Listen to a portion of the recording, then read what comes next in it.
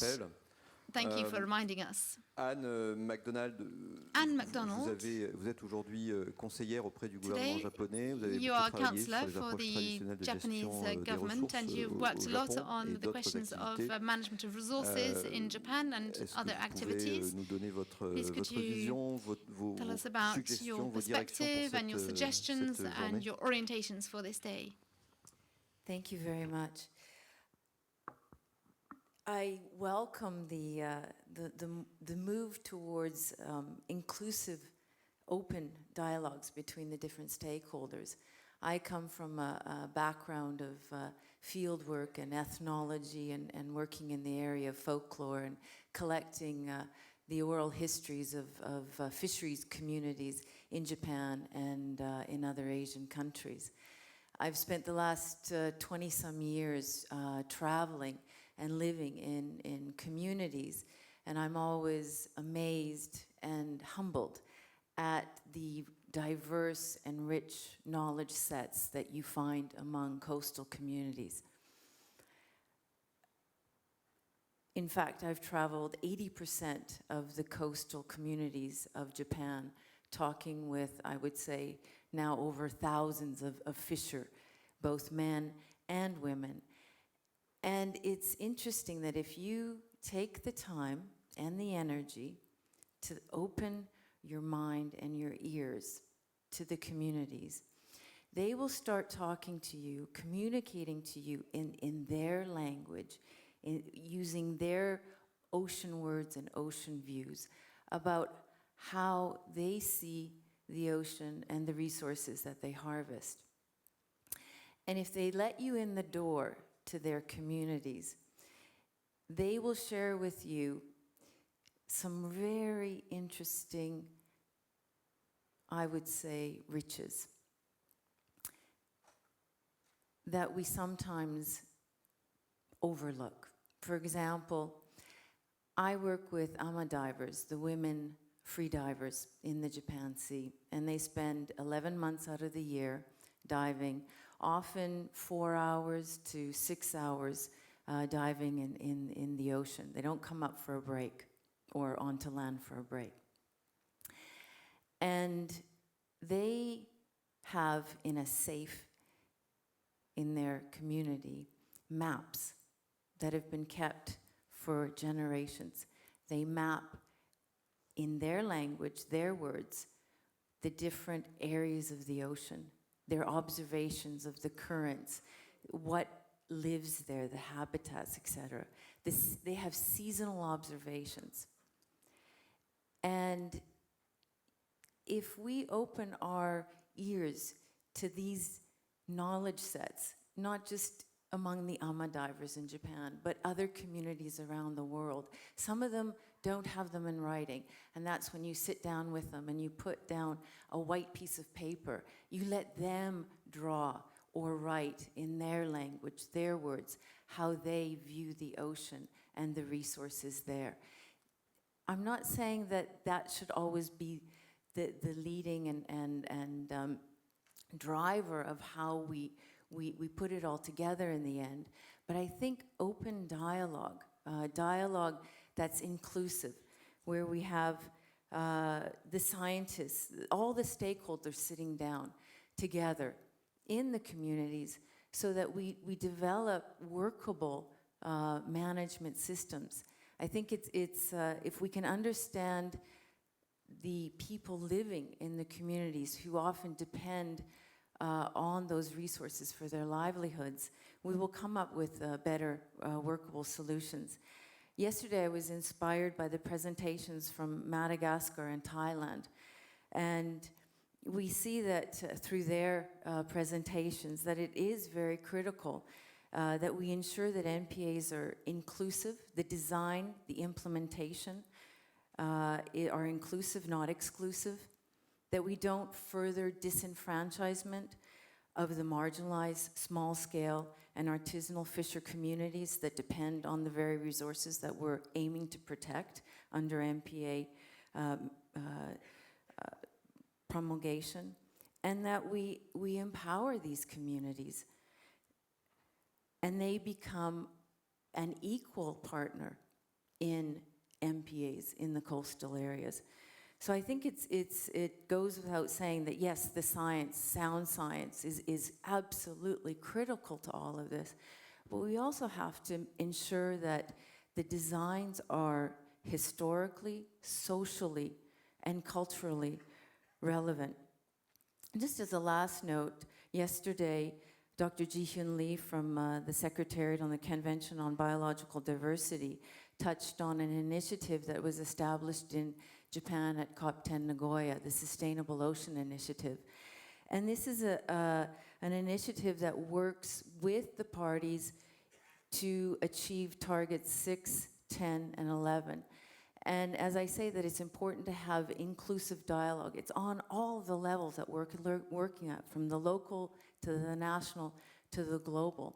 And soy, I think, is an interesting, it's only been 3 years in the going, but it's working at how do we increase dialogue between the different levels and incorporate all the different interest groups and stakeholders so that we do achieve the targets, but we achieve it in a historically, culturally relevant way. Thank you.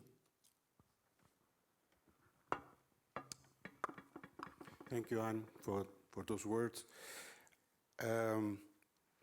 It's very important to know who has the ear of the prince all the time. In the 60s were the sociologists, today are the economists. So it is interesting to note that when we move from understanding ecosystem flows of energy and matter to ecosystem services, it is because we're introducing benefits. We are introducing human benefits. And in that sense, we have the challenge to really be successful in translating this connection to who has the ear of the prince. So, Mahé, Charles. Thank Patricio for this introduction. Thank you for inviting me to this panel to present you the main challenges that are linked to ecosystem services and their evaluation and assessment. This concept is more and more used, and it's getting very important to know how useful it is for MPA management. So this concept helps us to realize that MPAs are not only valuable to ecosystems, but also to people. The main challenges, I would say, are we need to implement the interdisciplinarity that rely on ecosystem services. We need to work with social and natural scientists, and this is the main challenges we are confronted with. Another challenge I would like to mention here is that there are frameworks. We know since the Millennium Ecosystem Assessment and others, there are assessments that exist, but we need to know if they are well adapted to the specificity of the marine ecosystems and specifically to the MPA. So this is a very important challenge as well. One other thing that is important is to look at what are the objectives of these assessment and evaluation exercises.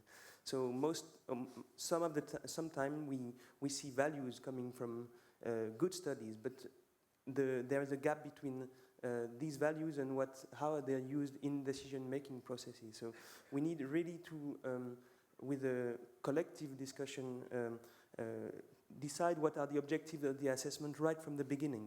And there is a large spectrum, a large panel of objectives and applications that are related to ecosystem services, evaluation, and assessments. It can be for plaidoyer.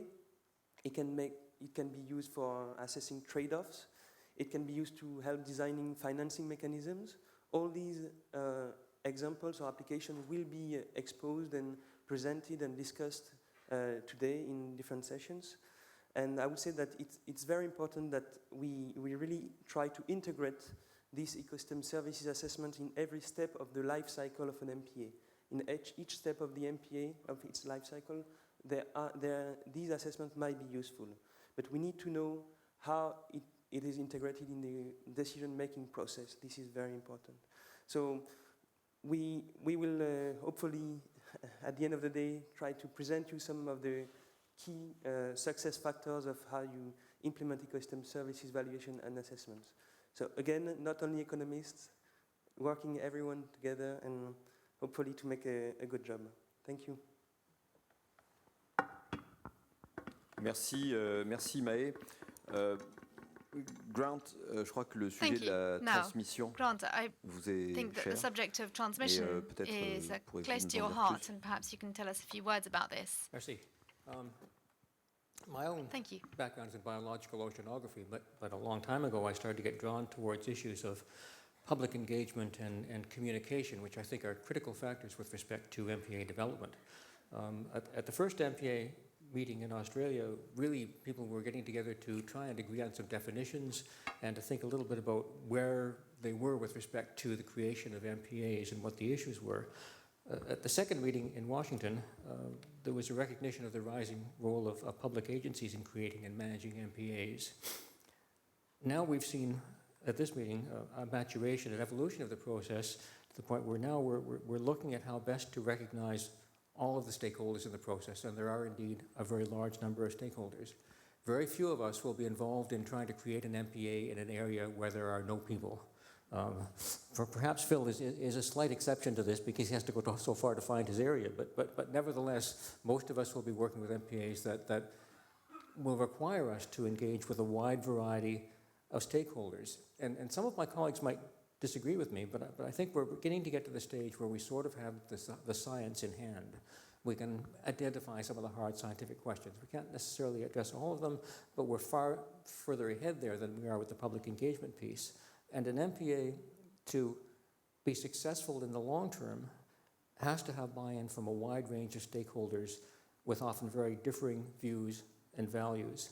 Well, how do we get that? There are a variety of ways. One is to engage the public with focused and understandable communication. Now, that's easy to say. Scientists aren't often very good at this. It's not something that we're trained for. We're not trained very well to interact with the public, and in fact, I've known some of my colleagues who sort of shy away from it at every possible opportunity. We sometimes don't communicate very well with each other as well, but never mind that. But communication with the public is an essential part of the process. Another essential part of the process is creating and maintaining a dialogue among the stakeholders in a potential MPA.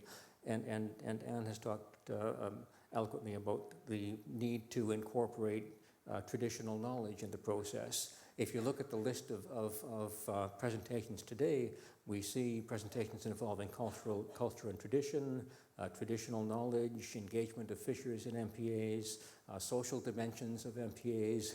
And I think we're beginning to get to the stage where we begin to talk to each other. So I encourage everyone here, if you haven't already begun building connections with, if you're a hard scientist with the social sciences, if you're a social scientist with the traditional sciences, this is a good opportunity at this meeting and at some of the sessions today to begin building those bridges that are very important bridges as we begin talking to each other and move towards the process of developing of meeting that sort of 10% protected area goal. There's also, I think, a need to enhance the level of understanding of MPAs, both by the general public and in the formal education system. And I think there are ways in which we can work with the formal education system to help develop curriculum, to help develop mechanisms for engaging the public and the school system and a better understanding of the reasons for MPAs. And that, at the end of the day, makes it easier to get an MPA set up. Denis talked about political courage. Well, often political courage derives from public pressure, and public pressure often derives from public understanding of the facts and the need for a particular course of action. We discovered this to some extent with environmental education, where we made more progress in trying to get public engagement on issues of recycling when people's children were coming home from school and saying, well, we talked about this in school, and why are you throwing that in the garbage instead of recycling it?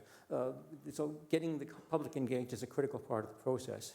And I think that the role of NGOs could be very large in this process because non-governmental organizations very often already have a good rapport with the public and are able to talk at the same time with government scientists and other decision makers. And I'll leave you with just one example of how communication can go wrong and how we hope to fix it at some point in future. Where I'm from in Canada, in my province, there's a small coastal community that decided of its own free will that it wanted to investigate the possibility of having an MPA designated in its area. Now, there wasn't 100% take-up within the community. There were still some concerns raised, but nevertheless, they wanted to move in that direction. Now, the reason they wanted to move in that direction was that it's an economically distressed area, and they thought that if there was an MPA, it would enable them to create more of a tourist industry and bring people in. Now, that's not a good primary reason for creating an MPA. Nevertheless, when you have public buy-in at the start, it's maybe worth investigating. Parks Canada, a Canadian agency that's very much involved in MPA development, agreed that it was at least worth looking into, and they agreed to find some funding for a feasibility study. If, you know, is there a good reason to have an MPA here? What might it look like? What might the parameters be? They talked to the Department of Fisheries and Oceans, and you know, people who work with MPAs realize that there are several levels of government that have to be involved in the process. The Department of Fisheries and Oceans in Canada is the lead agency with respect to oceans things, so they were involved, and they went to the provincial government because it was within the province, and then things sort of went quiet for a while. And then somebody sort of asked the provincial government, well, when are you going to make a decision about whether or not this feasibility study can go ahead? And the provincial government said, oh, gee, we decided about 6 months ago that we're not going to support it. We just forgot to tell you. So communication issues arise all the time. But the reason the provincial government wasn't going to support it was that they said, well we see some opportunities for industrialization and revenue development down the line that might be compromised if there was an MPA in the area. And the people in the area said, well, wait a minute, you're saying things might happen at some point that might prevent this, but you don't even want us to do a feasibility study so we can have some facts to juggle around and try to figure out what direction we can go in. So there was a lot of lack of communication that I think would have been made a lot better had there been a better education process to start with. And part of that is the public education piece, which I think is critically important to the process. Thank you. Merci beaucoup, Grant. Alors, en fait, j'ai quand même noté que vous êtes réaliste, c'est-à-dire qu'il y a plusieurs d'entre vous qui ont rappelé que tout ça coûte de l'argent. Vous êtes plusieurs à aussi affirmer, bien sûr, qu'on a besoin de pouvoir mettre en œuvre cette acquisition de connaissances. Phil citait le cas des campagnes au large pour le profond, et c'est vrai que c'est un sujet absolument fondamental. Mais pour nous remettre dans le champ de la journée d'aujourd'hui, qui est une journée scientifique, Mahé nous a aussi rappelé qu'avec les services écosystémiques, on peut aussi avoir une analyse de la valeur et, comment dirais-je, une démarche permettant de travailler sur des mécanismes de financement, et ça, c'est absolument fondamental. Je ne sais pas si le mot science participative a été prononcé en tant que tel, mais en tout cas, tous vous évoquez la nécessité de travailler avec les acteurs, de travailler au plus près du terrain. Et c'est vrai que je voudrais aussi rappeler, et c'est une des perspectives de ce jour, il y aura des sessions sur le sujet, que les sciences participatives sont un moyen à la fois d'avoir un effet de levier formidable de l'acquisition de connaissances, mais aussi d'associer et d'impulser des dynamiques avec les acteurs qui participent à ces processus. Patricio, I was thinking of the challenges ahead. We want to start the sessions on time at 10 o'clock, and you will have to find your venues. And also to tell you, there is a structure on each day, this plenary in the morning, the midday plenary, and the wrap-up session in the evening. The idea is that what happens in one day can flow into the next days. And so in that sense, it is important that we try to keep this concept of the structure of the Congress, first day going into the second, and then third, fourth, and then to the policy stage in Corsica. I think this is a challenge, but I invite you all to be part of it. We want to be this very participative Congress.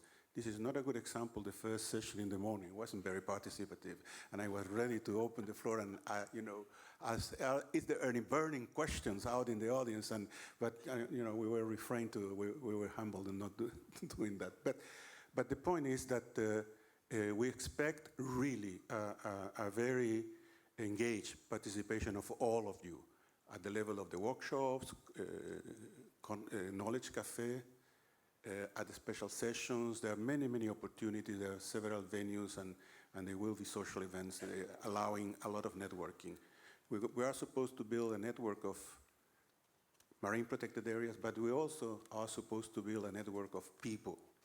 And we would like to expect that the different group that will be gathered around the different workshops or streams of workshops that have a lot in common, consider mechanisms, ways to keep working beyond the Congress. It is so, all the action takes place between the Congresses. It's not in the Congress.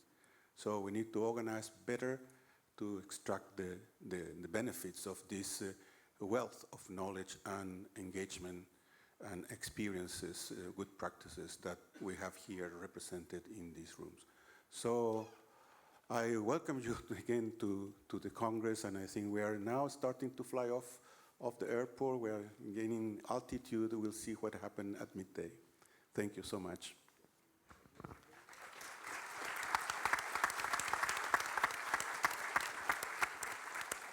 Et je tiens aussi à remercier les panélistes pour leur implication dans cette introduction. And I would also like to thank the panelists for their involvement in this introductory session. Thank you.